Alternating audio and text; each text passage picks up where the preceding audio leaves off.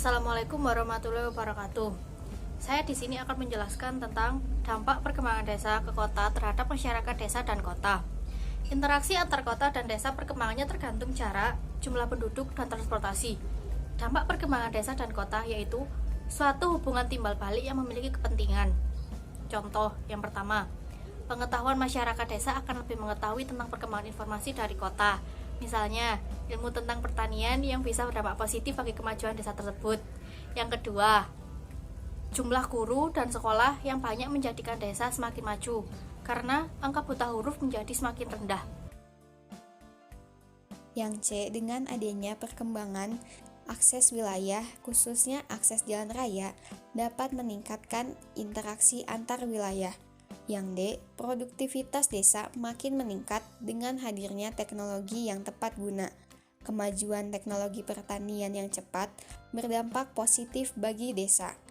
Yang E, pelestarian lingkungan hidup pedesaan seperti pencegahan erosi dan banjir, penyediaan air bersih, serta pengaturan pengairan yang dapat dilakukan dengan hadirnya para ahli dari berbagai bidang ilmu.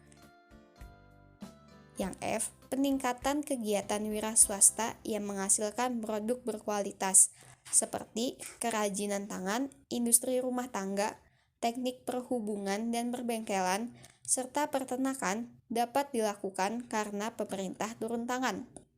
Yang G, pengetahuan tentang kependudukan bisa sampai ke masyarakat desa. Umumnya masyarakat desa ini masih banyak memiliki banyak anggota keluarga. Dengan hal tersebut, kesadaran memiliki keluarga kecil dapat diterima oleh masyarakat desa. Yang terakhir, koperasi dan organisasi sosial berkembang di pedesaan memberi manfaat dalam peningkatan kesejahteraan penduduk dan pembangunan desa. 1. Terjadinya alih fungsi lahan. Terjadinya alih fungsi lahan menyebabkan 3 faktor. Di antaranya 1. Faktor internal yang meliputi kondisi sosial, ekonomi, petani, pengguna lahan. Kedua, faktor eksternal yang meliputi dinamika pertumbuhan kota, demografi, dan ekonomi. Yang ketiga, faktor kebijakan, yaitu adanya regulasi dari pemerintah tentang perubahan fungsi lahan. Ada pula dampaknya, yaitu 1. Kurangnya produksi pertanian. 2. Hilangnya kesempatan pertanian. Ketiga, berkurangnya ekosistem sawah. Lalu, ada pula cara mengatasi alih fungsi lahan. Pertama, perlunya aturan dan kebijakan yang tegas dari pemerintah. Kedua, pengawasan pemerintah terhadap lahan produktif. Ketiga, membuat lahan di luar Pulau Jawa. 2. Urbanisasi penduduk desa berdampak pada berkurangnya penduduk desa, terhambatnya pembangunan karena sumber daya manusia, dan tidak berkembangnya industri kecil. 3. Munculnya pelanggaran hukum. 4. Penyalahgunaan wewenang. 5. Pertumbuhan pemukiman yang berdampak pada penurunan kualitas lingkungan hidup. 2. Dampak perkembangan desa dan kota terhadap masyarakat kota. Perbedaan sumber daya alam desa dan kota mengakibatkan adanya hubungan timbal balik serta saling melengkapi antar wilayah. Berikut beberapa manfaat kota terhadap interaksi desa.